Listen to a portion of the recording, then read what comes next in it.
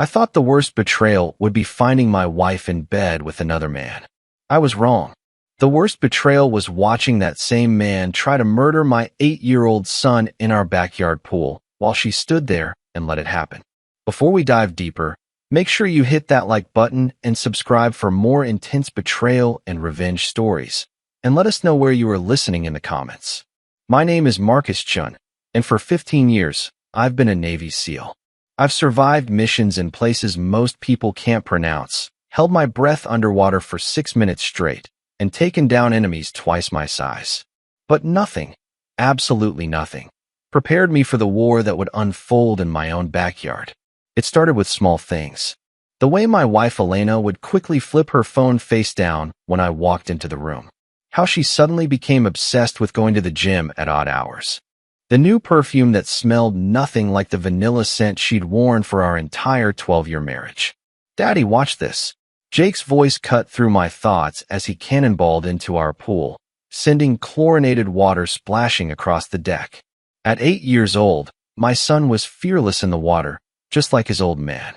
Elena had enrolled him in swimming lessons 6 months ago, claiming she wanted him to be water safe. I should have paid more attention to who was teaching those lessons. "That's my boy," I called out, checking my watch.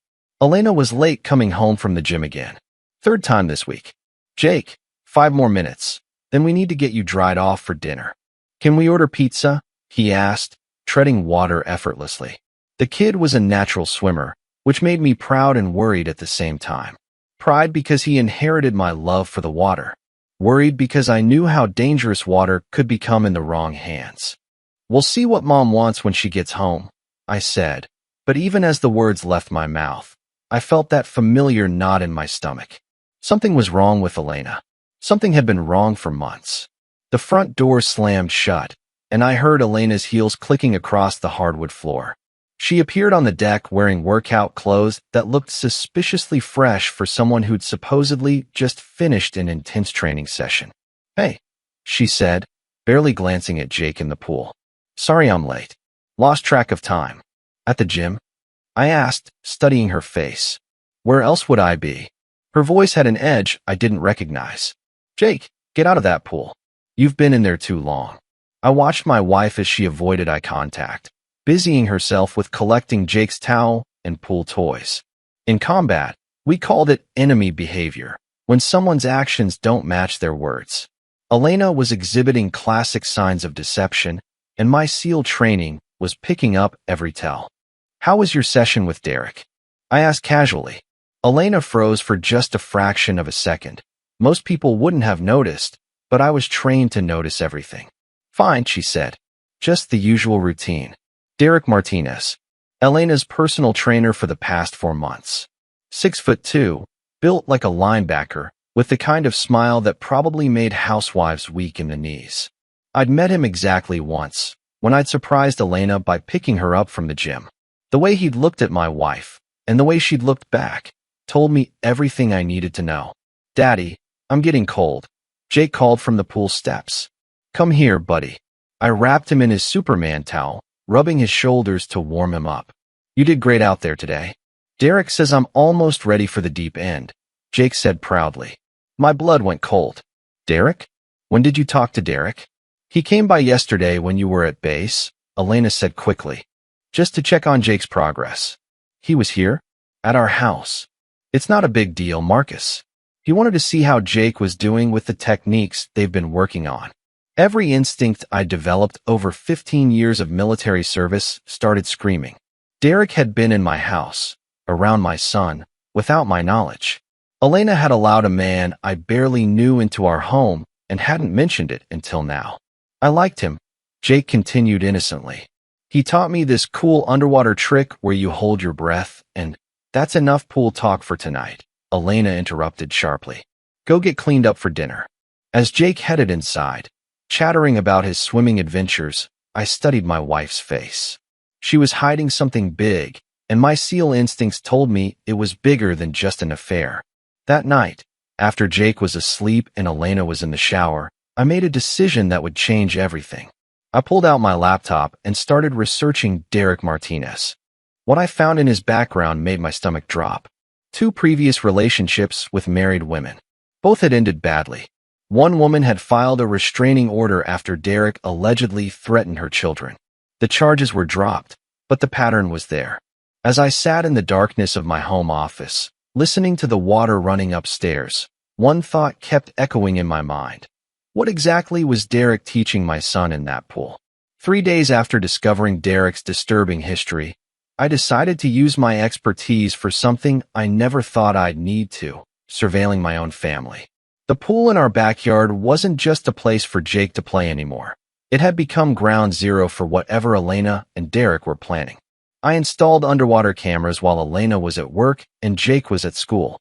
Military-grade equipment that could record in complete darkness, with sound amplification that could pick up whispered conversations from 50 feet away. If Derek was going to keep visiting my home, I was going to know exactly what he was doing here. The waiting was the hardest part. 2 more days passed before Elena announced she was bringing Derek by to assess Jake's swimming progress. She said it like it was the most natural thing in the world, but I could see the nervousness in her hands as she fidgeted with her wedding ring. "I'll be working in the garage," I told her that afternoon, making sure my voice sounded casual. "Let me know if you need anything." But I wasn't in the garage. I was positioned in our guest bedroom on the 2nd floor, watching through military-grade binoculars as Derek's black pickup truck pulled into our driveway. From this angle, I had a perfect view of the pool area and could monitor the underwater cameras from my laptop. Derek stepped out of his truck wearing swim trunks and a tank top that showed off muscles he'd probably spent years building in prison gyms. Everything about his body language screamed predator as he scanned our property like he was casing it. Elena met him at the back gate, and I watched through my scope as she touched his arm, a gesture that lasted 2 seconds too long to be innocent. They spoke in hushed tones before Jake came bounding outside in his swim gear. "Ready for another lesson, champ?" Derek's voice carried across the yard, and I adjusted the audio feed from the underwater microphones. Jake nodded eagerly and jumped into the shallow end. What happened next made every muscle in my body tense. Derek didn't get in the water immediately. Instead, he walked the perimeter of the pool, studying the depth markers, the drain locations, the filtration system. This wasn't a swimming instructor familiarizing himself with a pool. This was someone conducting reconnaissance. "Show me that breathing technique we practiced," Derek called to Jake. My son took a deep breath and went underwater, staying down for nearly 30 seconds. When he surfaced, Derek was nodding approvingly. "Good, but I want you to try staying down longer. Can you do that for me?" "How much longer?" Jake asked. "As long as you can. I'll time you." Elena, who should have been watching this interaction with concern, was instead checking her phone and seemed distracted. Any normal parent would question why a swimming instructor was pushing their child to hold their breath to the point of exhaustion. Derek slipped into the water and moved closer to Jake. "Let's try something new today. I'm going to hold you underwater, and you practice staying calm. It's called survival training." My finger moved to the record button on my surveillance equipment. Every SEAL alarm in my head was going off. "I don't know if I want to do that," Jake said, his voice smaller now. "Trust me, champ. Your dad would want you to be tough, right? Navy SEALs have to hold their breath underwater for a long time." Derek's manipulation was textbook predator behavior, using me, Jake's hero, to convince him to do something dangerous. Jake nodded reluctantly and took a deep breath. Derek placed his hands on my son's shoulders and pushed him under. I started counting. 10 seconds. 20. 30. Jake's arms started flailing slightly. "Elena," I whispered to myself, "stop this." But Elena wasn't stopping anything. She was sitting on the pool deck, scrolling through her phone like her son wasn't being held underwater by a man with a history of violence. 45 seconds.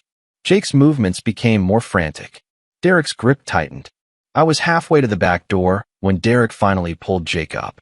My son gasped for air, coughing and sputtering. "Great job," Derek said, but his eyes weren't looking at Jake with pride. They were calculating. "Let's try it again, but longer this time." "I don't want to," Jake said, moving toward the shallow end. "Come on, don't be a baby about it." That's when Elena finally looked up from her phone. But instead of protecting our son, she said, Jake, listen to Derek. He knows what he's doing. My wife, the woman I'd married, the mother of my child, had just told our 8-year-old to submit to potentially lethal training from a man she was sleeping with. I forced myself to stay in position and keep recording. Whatever they were planning, I needed evidence. But watching Derek grab Jake again and push him underwater for what turned into a full minute was the longest 60 seconds of my life. When the lesson finally ended, I watched Derek and Elena exchange a look that confirmed my worst suspicions. This wasn't about swimming lessons or affairs anymore. That night, after reviewing the footage, I made a discovery that changed everything. In the underwater camera feed, I could see Derek's lips moving while Jake was submerged. I enhanced the audio and ran it through voice recognition software. The words that came back made my blood freeze. Just practice staying down. Soon you won't have a choice. Derek wasn't teaching my son to swim. He was teaching him to drown quietly. I didn't sleep that night. Every time I closed my eyes, I saw Derek's hands pushing Jake underwater while those words echoed in my head. Soon you won't have a choice. By morning, I had made my decision. The surveillance phase was over. It was time for a direct confrontation with Elena, but I needed to be smart about it. One wrong move, and I could lose Jake forever, either to Derek's violence or to a legal system that might not believe a decorated Navy SEAL's claims about his wife's affair and her lover's murderous intentions. Elena was making coffee in the kitchen when I walked downstairs. Jake was still sleeping, which gave us privacy to talk. She looked up at me with those green eyes that used to make me weak in the knees, but now all I could see was deception. We need to talk, I said, pouring myself a cup of coffee with steady hands that belied the rage building inside me. About what? Her voice was carefully neutral, but I caught the slight tremor. About Derek Martinez. About what you're really doing at the gym. About why you're letting a stranger conduct survival training with our son. Elena's coffee mug froze halfway to her lips. I don't know what you're talking about. Elena, I know. The words came out quieter than I intended, but they carried the weight of 15 years of military authority. I know about the affair. I know Derek was here yesterday. I know what he's been teaching Jake in that pool. She set down her mug with shaking hands. For a moment, I thought she might come clean, might remember that she was talking to the man who'd loved her for 12 years, who'd built this life with her.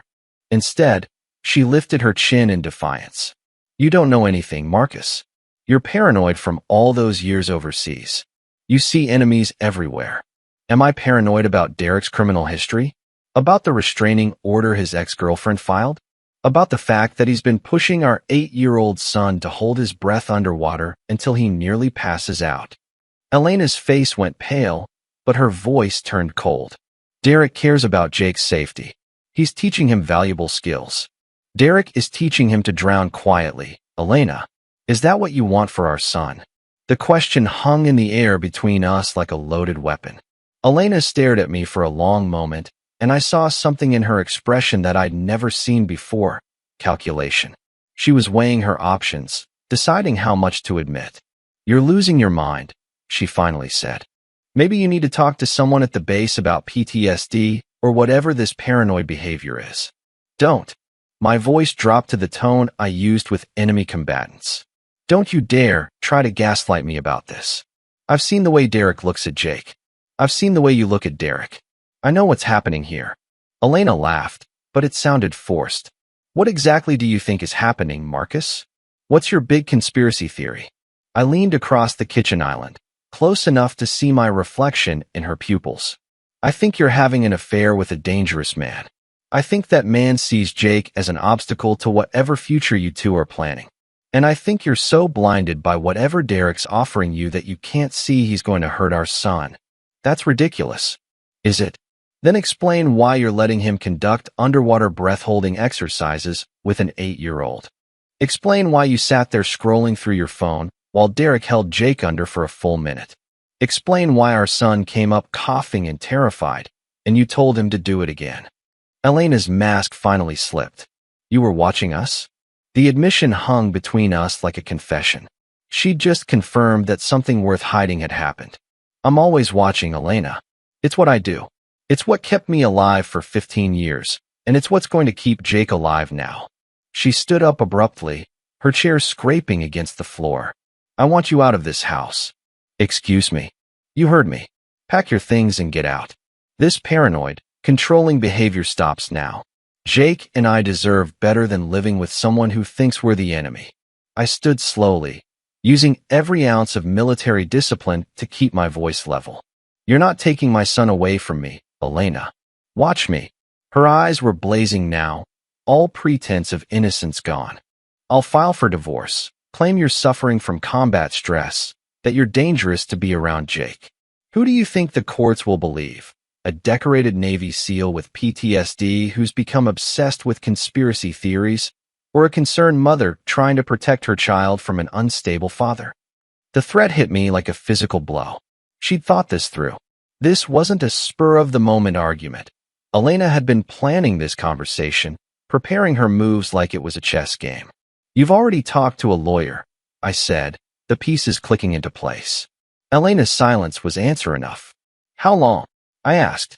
How long have you been planning to destroy our family? I'm not destroying anything, Marcus. I'm finally choosing happiness over obligation. And Derek makes you happy? For the first time since our confrontation began, Elena's expression softened slightly. Derek sees me as more than just a Navy wife and mother. He sees me as a woman with my own dreams and desires. Dreams that apparently don't include our son. Jake will adjust. Children are resilient. The casual way she dismissed Jake's well-being told me everything I needed to know.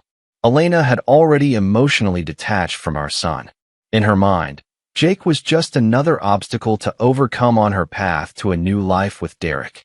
I'm not leaving this house, I said quietly. And I'm not leaving Jake. Elena pulled out her phone. Then I'll call the police and tell them my husband is threatening me. Go ahead. I crossed my arms and waited. Call them. Let's see what they say when I show them the surveillance footage of Derek conducting dangerous breath-holding exercises with our son while you ignored it. Elena's finger hovered over her phone screen. We stared at each other across the kitchen island like two soldiers facing off across a battlefield.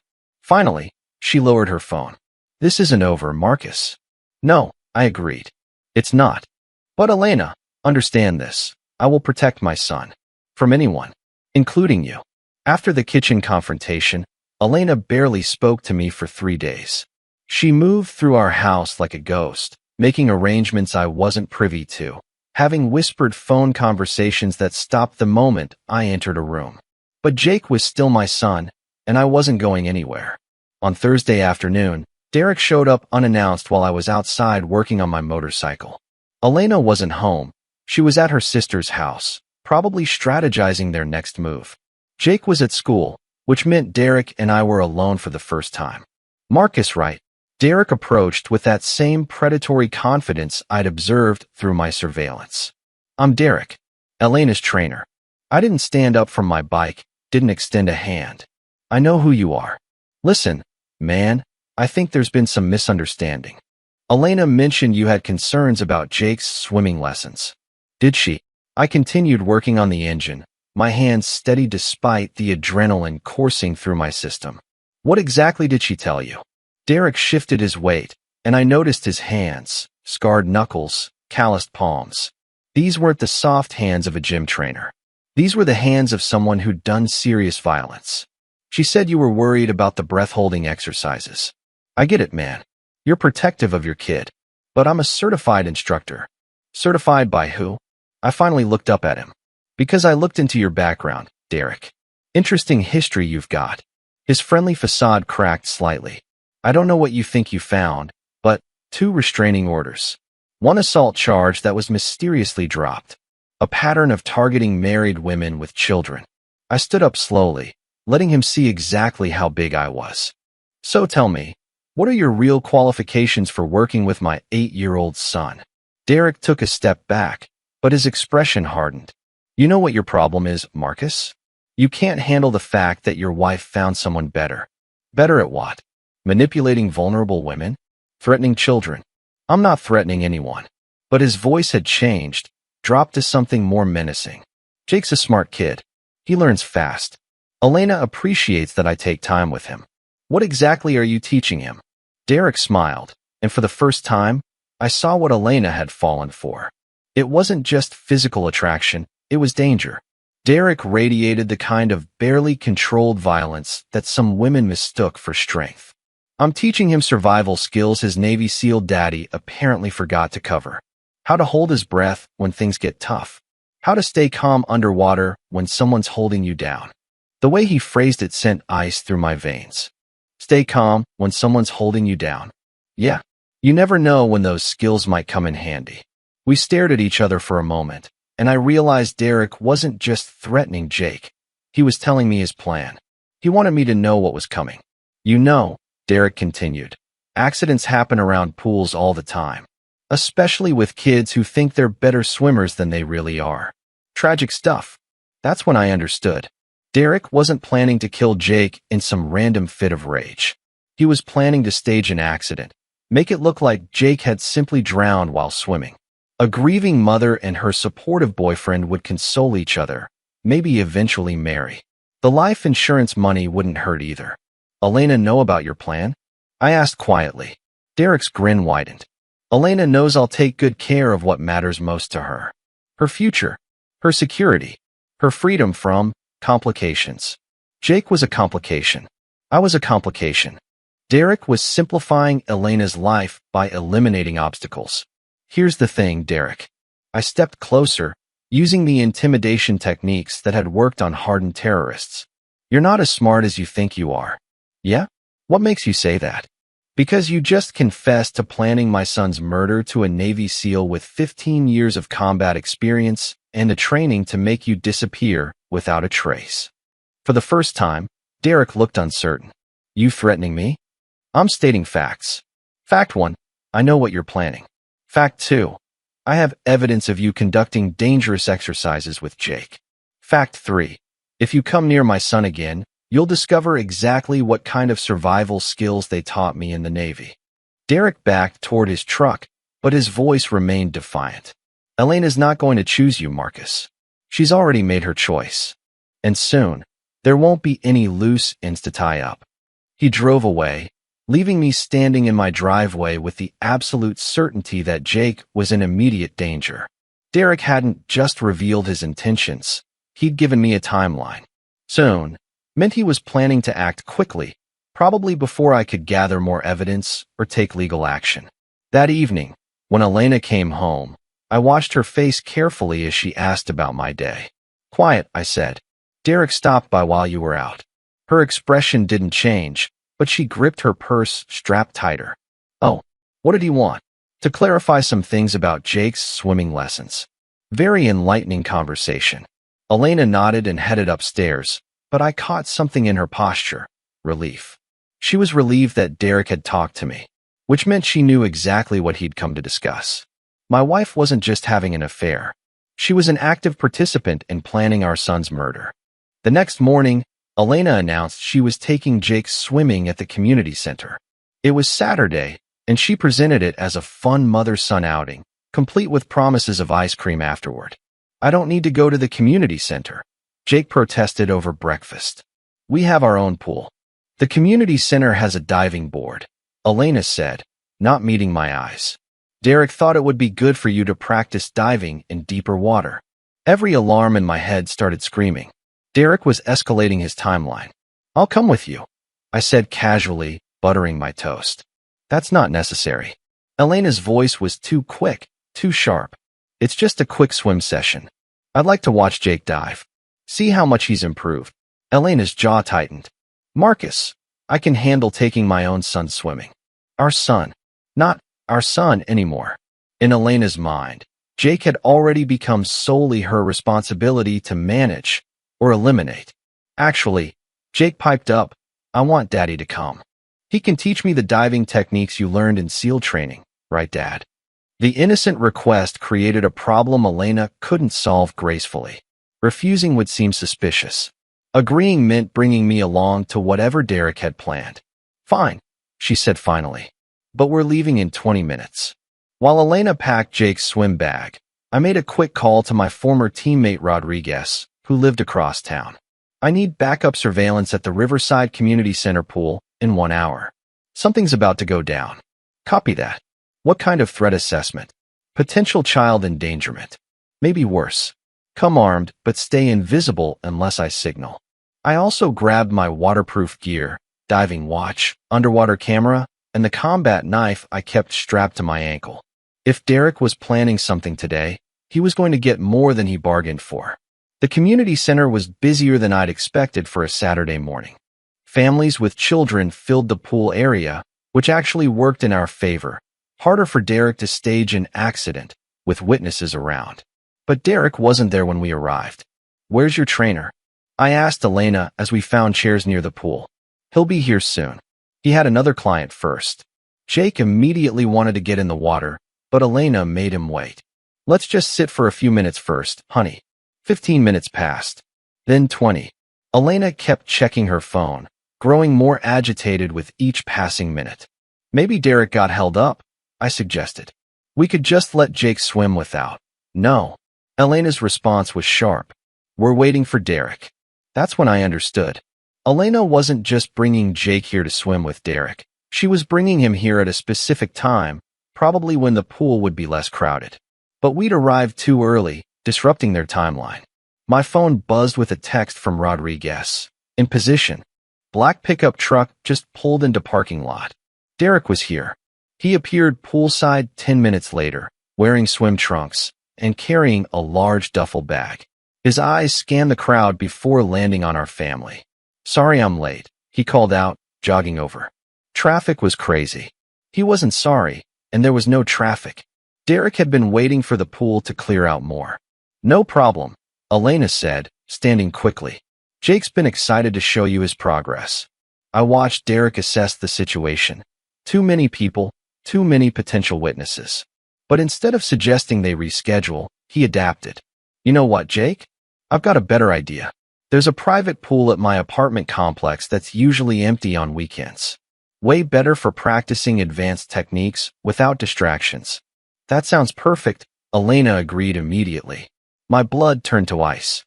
Derek was moving Jake to a secondary location where there would be no witnesses, no lifeguards, no one to interfere with whatever he had planned. Actually, I stood up.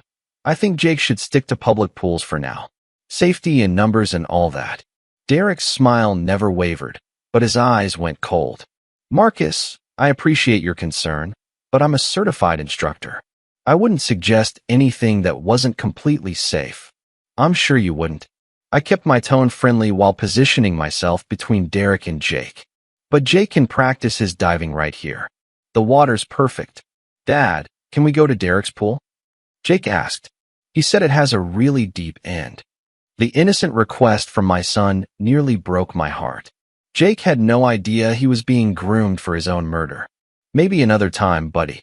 Let's see how you do here first. Elena stepped closer to Derek, and I caught a quick exchange of glances between them. They were communicating silently, adjusting their plan in real time. You know what? Derek said suddenly. Elena, why don't you and Marcus grab some coffee from the snack bar? Jake and I can get started here, and you can watch from there. He was trying to separate me from Jake. I'd rather stay right here, I said firmly. Marcus. Elena's voice carried a warning. Let Derek do his job. For a moment, we all stood there in a tense standoff. Derek trying to isolate Jake. Elena trying to manipulate me into leaving. Me refusing to move more than arm's reach from my son. That's when Derek made his first mistake. He put his hand on Jake's shoulder and started guiding him toward the deeper end of the pool, away from the families and lifeguards. Come on, champ. Let's work on that breath control we've been practicing. I followed immediately. Great idea. I'd love to see Jake's technique. Derek stopped walking and turned to face me. The mask of friendliness was completely gone now. Marcus, you're being overprotective. Jake needs space to learn. Jake needs his father watching out for him. Sometimes fathers can be obstacles to a child's development. The threat was barely veiled now. Derek was telling me I was an obstacle that needed removing, just like Jake. But he'd just made his second mistake. He'd threatened me in front of witnesses, including my son. I smiled and pulled out my phone. You know what, Derek? I think I should record Jake's lesson. For posterity. Derek's face went white as I started filming. Whatever he had planned for today just became impossible. Derek's plan fell apart at the community center, but I knew he wouldn't give up. Men like him don't walk away from obsessions. They escalate. I just didn't expect him to move so quickly. 2 days later, Elena announced I had to report to base for an emergency training exercise. The timing seemed convenient, but when I called my commanding officer, the orders were legitimate. A new team of recruits needed underwater combat training, and I was the best instructor they had. "It's just 3 days, Elena said as I packed my gear. "Jake will be fine. I know he will." I looked directly at her. "Because you're going to make sure nothing happens to him." Something flickered across her face. Guilt, maybe, or fear. Of course. He's my son too, Marcus.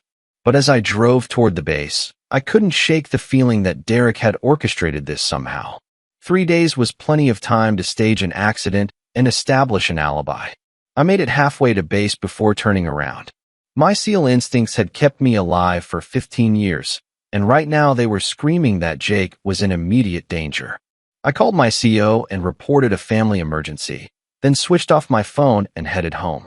I parked 3 blocks away and approached our house through the neighbor's backyard.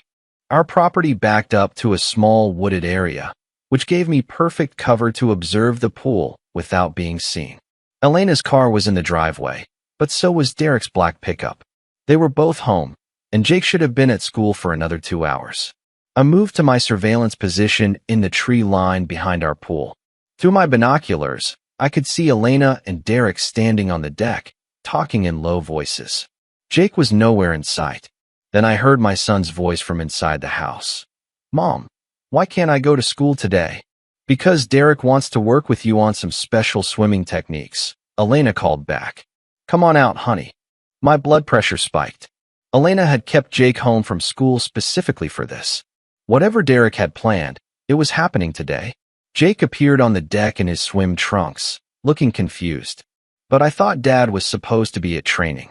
"He is," Derek said. "Sometimes it's better to practice without distractions." I activated my underwater cameras and started recording everything. If something happened to Jake, I needed evidence of exactly how it went down. Derek got in the pool first, positioning himself in the deep end. "Come on, Jake. Let's work on that underwater breathing we've been practicing." Jake slipped into the water, but he stayed in the shallow end. "I don't really like holding my breath that long. It makes me dizzy."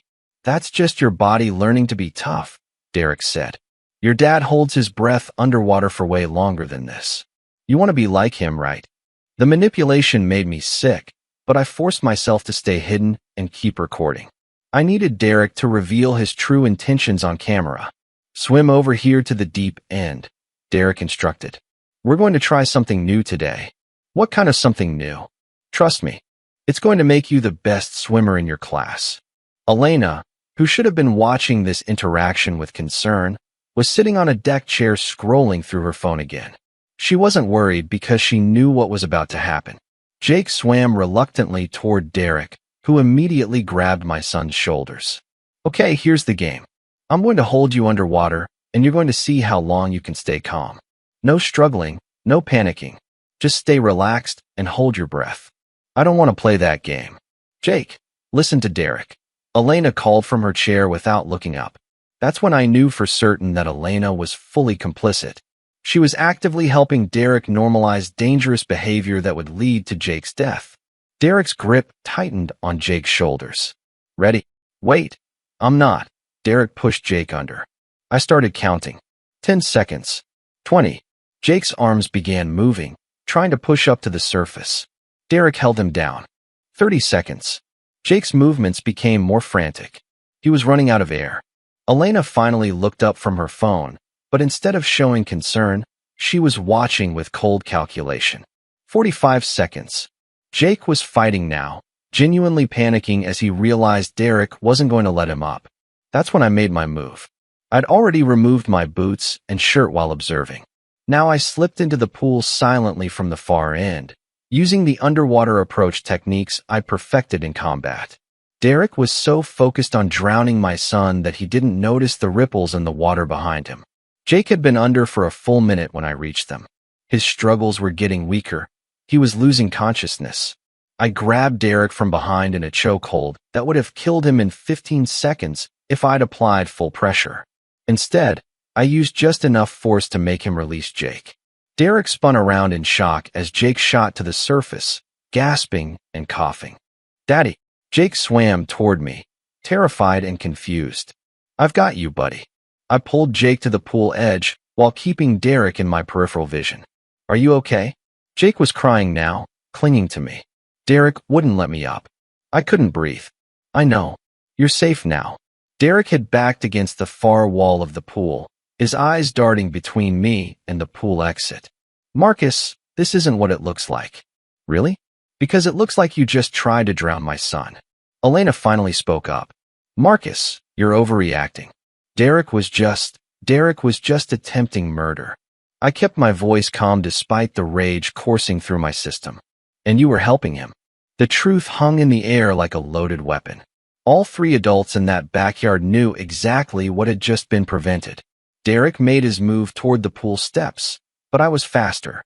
15 years of Navy SEAL training kicked in as I intercepted him underwater, using techniques designed to neutralize enemy divers.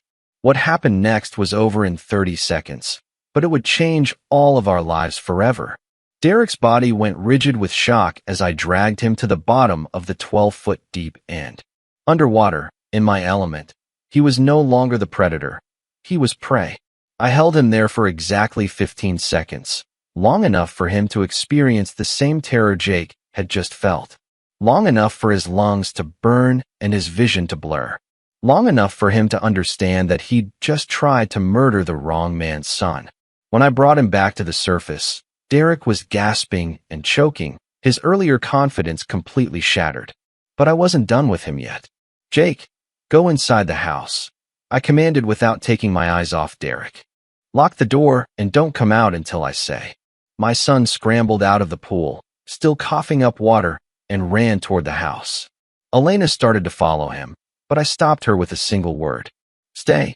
She froze on the pool deck like a guilty child caught stealing. Derek tried to swim toward the shallow end, but I blocked his path. In the water, he was in my world now, playing by my rules. "Here's how this is going to work," I said, treading water effortlessly while Derek struggled to stay afloat. "You're going to confess exactly what you just tried to do to my son." "I wasn't trying to do anything," Derek gasped. "It was just a swimming lesson gone wrong." A swimming lesson where you held an 8-year-old underwater for over a minute while he fought to breathe. I grabbed Derek by the throat and pushed him under again, this time for 25 seconds. When I brought him up, he was genuinely panicking. "Stop. You're crazy." "I'm methodical," I corrected. "Every technique I'm using on you right now was designed to extract information from enemy combatants. The difference is, those men were just following orders. You chose to hurt my family." Elena was crying now, but whether from guilt or fear, I couldn't tell. "Marcus, please stop.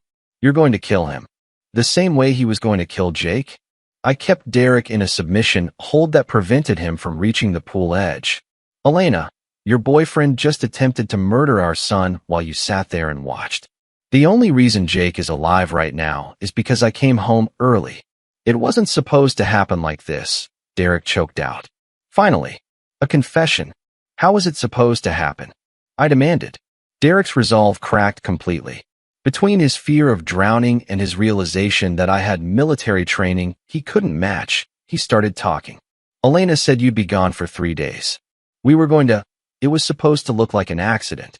Jake would drown during a swimming lesson while Elena was inside getting drinks. Tragic accident. No one would question it." Elena's sobs got louder, but I focused on Derek. "And then what? You and Elena live happily ever after with the life insurance money." "It wasn't about money," Derek insisted, but his eyes said otherwise. "What was it about then?" "Elena deserves better than being married to a military robot who's never home. She deserves someone who puts her first." "So you decided Jake had to die?" Derek's silence was answer enough. I looked over at Elena, who had collapsed into one of the pool chairs. "Elena, is this what you wanted? Your son dead so you could start fresh with Derek." I didn't know he was going to. She couldn't finish the sentence. "You didn't know what?" That holding a child underwater for over a minute would kill him? You're a mother, Elena. You knew exactly what Derek was doing. The weight of her complicity hung between us. She'd actively participated in the plan to murder Jake by keeping him home from school, dismissing my concerns, and encouraging him to trust Derek. I need you both to understand something, I said, still holding Derek in the water. I have video evidence of everything that just happened. The underwater cameras captured Derek attempting to drown Jake. The audio picked up his confession. Elena, your participation is also on record. Derek's face went white. You recorded this? I'm a Navy SEAL, Derek. I don't go into any situation unprepared. I guided Derek to the shallow end and pushed him toward the pool steps. Get out. Slowly. Derek stumbled out of the water, shaking from cold and fear. Elena hadn't moved from her chair. Both of you, sit down and don't move, I commanded, using the voice that had controlled hostile situations in combat zones. I pulled myself out of the pool and grabbed my phone from where I'd hidden it in the bushes. The entire attempted murder and Derek's confession were recorded in high definition. I'm calling the police, I announced. Marcus, wait, Elena pleaded. We can work this out. Derek made a mistake, but a mistake? I stared at my wife with complete disbelief. Elena, he tried to murder our child. You helped him. This isn't a marriage counseling issue. This is attempted murder. Derek tried one last manipulation. Who do you think they'll believe? A decorated veteran with PTSD having paranoid episodes, or a concerned mother and her swimming instructor who were victims of a violent attack? I smiled and held up my phone. They'll believe the video evidence of you confessing to attempted murder. For the first time since this nightmare began, Derek looked genuinely defeated.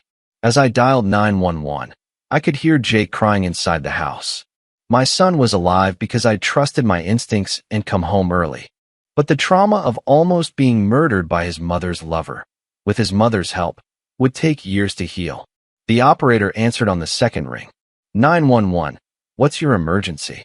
This is Marcus Chun at 1247 Oak Street. I need police and paramedics. I've just prevented an attempted murder of my 8-year-old son.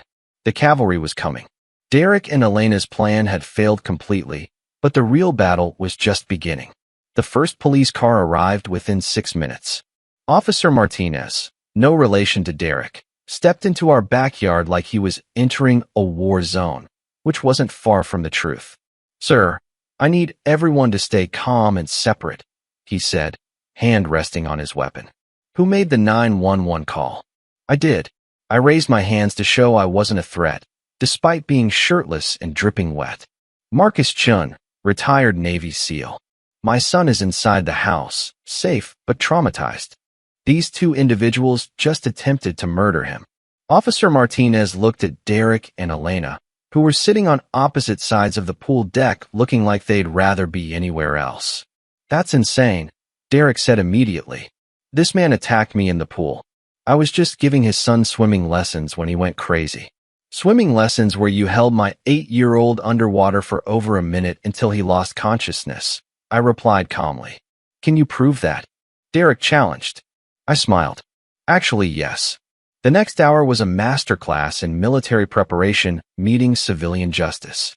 When Detective Sarah Williams arrived, I walked her through the evidence systematically. I have video surveillance of the entire incident from multiple underwater cameras, I explained, pulling up the footage on my laptop. Audio recording of Derek's confession to premeditated murder, and documented evidence of Derek's criminal history that my wife was aware of when she brought him around our son. Detective Williams watched the underwater footage with growing shock. The video clearly showed Derek holding Jake down while Jake fought desperately to surface.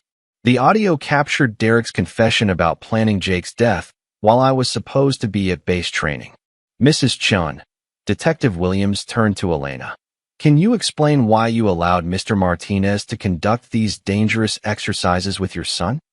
Elena's lawyer had arrived by this point and advised her not to answer questions. But the evidence spoke for itself.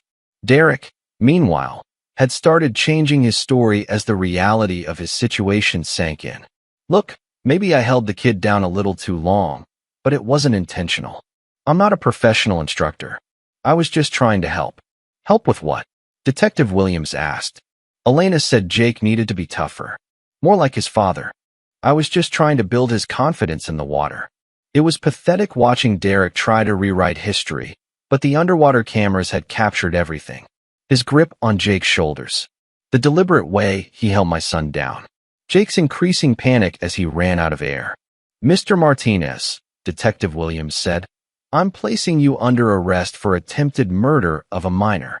Derek's face crumbled. This is ridiculous. I never meant to hurt the kid. The video evidence suggests otherwise, she replied, signaling for the uniformed officers to take him into custody. As Derek was handcuffed, he looked at Elena desperately. Tell them, Elena. Tell them this was never supposed to happen like this. Elena's lawyer squeezed her arm, but she spoke anyway. I thought you were just teaching him to hold his breath longer. I didn't know you were going to. She couldn't finish the sentence, but she just admitted to being present during what she knew was dangerous treatment of her son. Mrs. Chun, Detective Williams said, I'm also placing you under arrest as an accessory to attempted murder. Elena broke down completely as the handcuffs clicked around her wrists. Marcus, please. I never wanted Jake to actually get hurt. But you were willing to let him die, I replied quietly. You kept him home from school specifically for this. You told him to trust Derek when Jake said he was scared. You sat there scrolling through your phone while Derek held our son underwater until he nearly drowned. The paramedics had finished checking Jake, confirming he had minor water inhalation but would recover fully. My son was physically okay, but the psychological damage would take time to heal. As Elena was led to the police car, she turned back one last time. Marcus, I'm sorry. I got lost somewhere along the way. You got lost the moment you chose a violent stranger over your own child, I replied. Detective Williams stayed behind to finish documenting the scene. Mr. Chun, I have to ask, how did you know to come home early today? 15 years of military training teaches you to trust your instincts. Something felt wrong about Elena insisting I go to base training right when Derek was escalating his behavior around Jake. The underwater surveillance equipment. This was all pre-planned. I've been documenting Derek's increasingly dangerous behavior with Jake for weeks. I knew something like this was coming. I just didn't expect them to move so quickly. She nodded, making notes. The video evidence is overwhelming. Both suspects will likely face serious prison time. As the crime scene team finished processing our backyard, I went inside to check on Jake.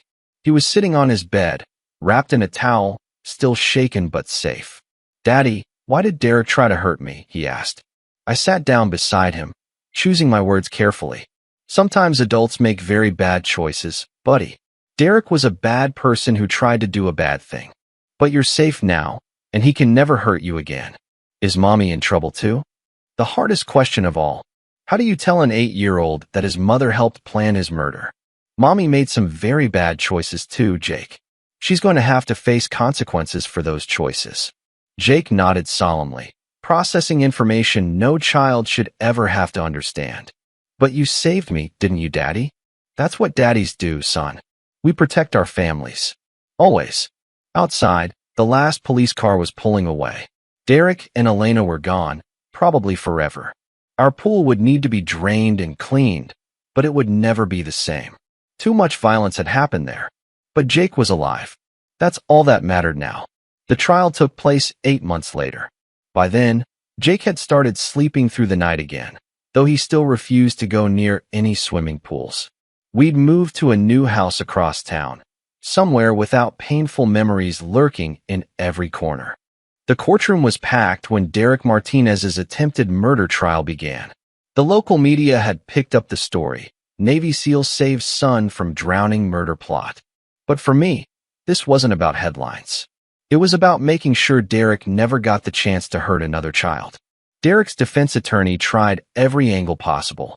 They claimed Derek was just an inexperienced swimming instructor who'd made a tragic mistake. They argued that my military background made me prone to paranoid interpretations of innocent events.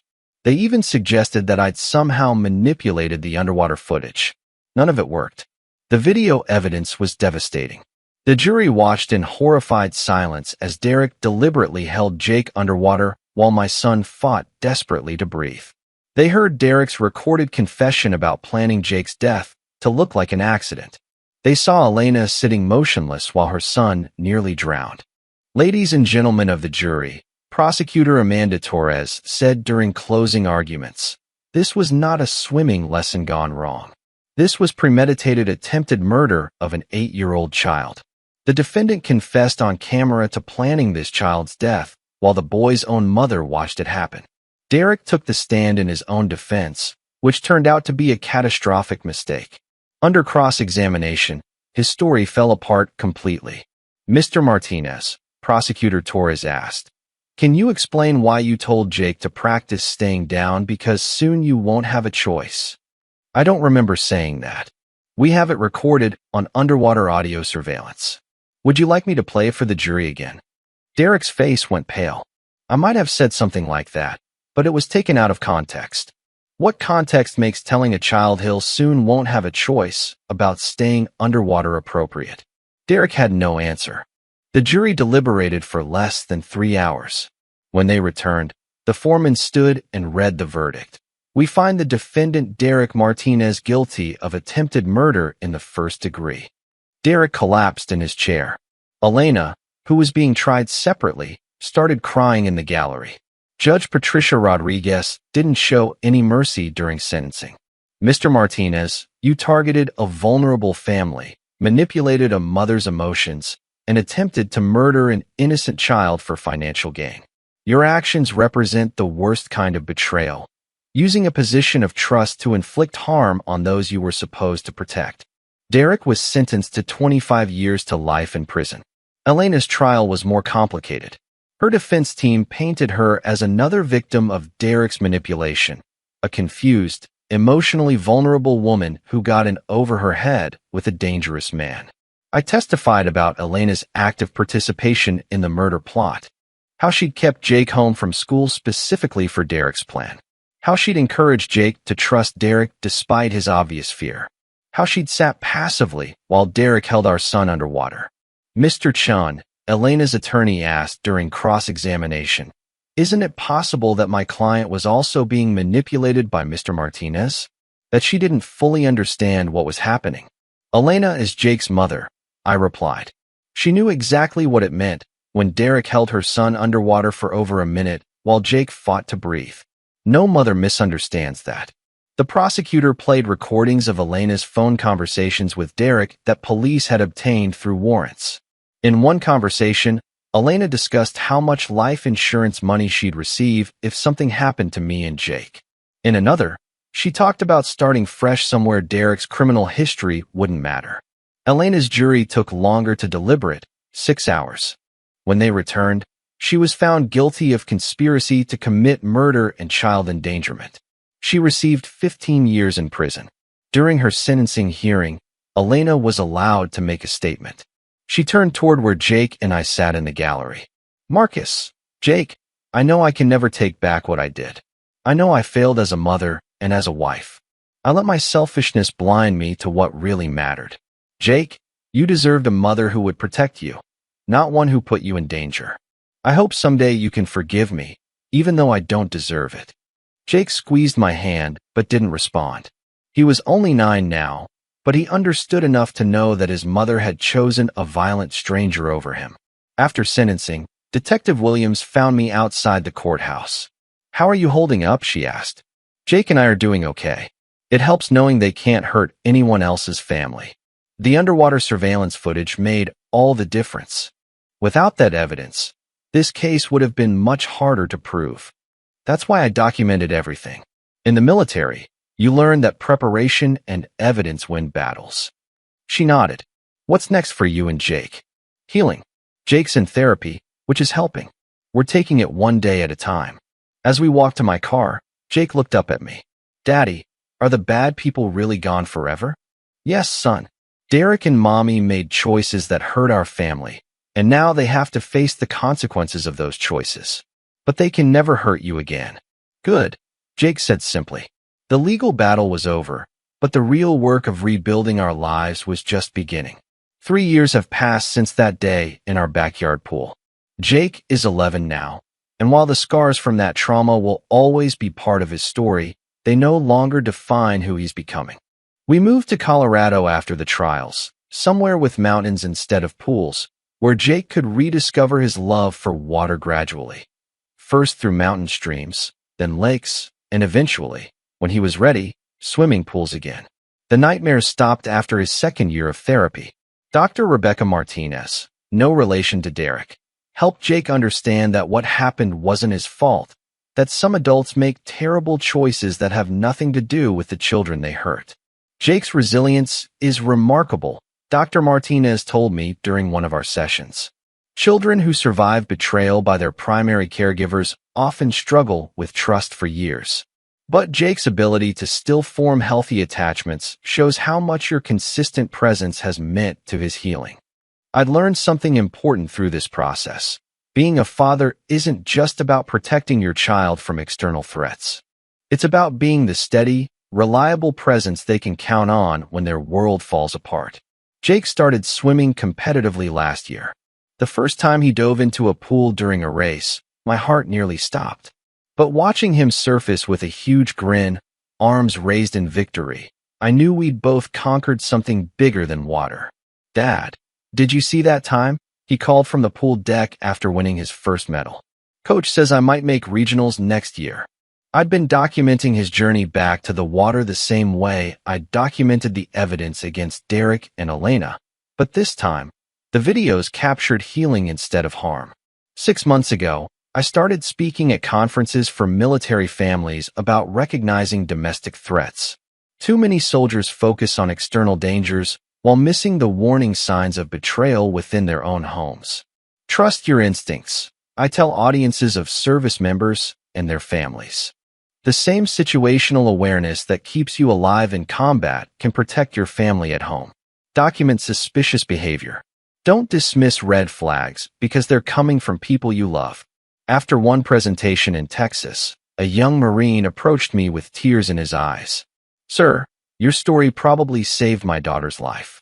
I noticed my ex-wife's new boyfriend exhibiting some of the same behaviors you described. I started documenting everything, and when I confronted him, he confessed to having fantasies about hurting my little girl. He's in jail now." These conversations remind me that Elena and Derek's betrayal, as devastating as it was, led to something meaningful. Jake and I survived their plot, and now our story helps protect other families. Jake knows about my speaking engagements. Last month, he asked if he could write a letter to include in my presentations. "Dear military families," his letter read, "My name is Jake, and when I was 8, some bad people tried to hurt me. But my dad saved me because he paid attention to warning signs and trusted his training. Sometimes the people who are supposed to love you make bad choices, but that doesn't mean you're not worth protecting. My dad taught me that healing takes time, but it's always possible. Stay safe, and remember that someone is always watching out for you." Reading that letter to audiences of hardened soldiers and Marines, I often have to pause to collect myself. My son's courage in sharing his story helps other children find their voices. Elena writes to Jake from prison sometimes. Her letters arrive every few months, filled with apologies and regrets. Jake reads them with me, then decides whether to respond. So far, he's chosen silence, and I support whatever decision he makes about that relationship. "Dad, do you think Mom really loved me?" he asked after her last letter. "I think your mom loved the idea of loving you," I said carefully. "But real love means protecting someone, even when it's hard. Real love means choosing their safety over your own desires. Your mom forgot how to do that." Jake nodded thoughtfully. "But you didn't forget." "No, son, and I never will." Derek is serving his sentence in a maximum security prison in Nevada. According to Detective Williams, who keeps me updated, he's had multiple disciplinary actions for violent behavior toward other inmates. Some people never change, but Jake and I have changed. We've grown stronger, closer, more aware of what really matters. Every morning when Jake comes downstairs for breakfast, every night when I tuck him into bed, every time he calls me Dad, with complete trust in his voice, These moments feel like victories over the darkness Derek and Elena tried to bring into our lives. The deepest truth I've learned from this experience is this: betrayal reveals character, but it doesn't define destiny. Elena chose selfishness over motherhood. Derek chose violence over humanity. But Jake chose resilience over victimhood, and I chose protection over revenge. Those choices, the ones we make after the worst moments of our lives, those are the choices that determine who we really are. As I finish writing this story, Jake is in the backyard practicing diving techniques in our new pool. Yes, we have a pool again. Because we refuse to let fear dictate our lives. "Dad, watch this," he calls out, just like he did that day 3 years ago. But this time, there's no hidden danger lurking beneath the surface. This time, the water is just water, and my son is just a kid learning to be brave again. "That's my boy," I call back, and I mean it with every fiber of my being. This story carries a question that haunts many families. How well do we really know the people we trust with our children's lives? And an even deeper one: when betrayal comes from those closest to us, how do we find the strength to rebuild trust without losing our ability to love? If this story moved you, or if you've faced similar betrayals in your own life, please share where you're watching from in the comments below. Your stories matter, and knowing we're not alone in these struggles makes all the difference. Don't forget to hit that like button and subscribe. Your support helps us bring you more thrilling, emotional stories of survival and redemption. Until we meet again with another epic tale of justice and revenge, take care of yourselves and the ones you love. Remember, the most important battles are often fought not on distant battlefields, but in our own backyards. Story is finished.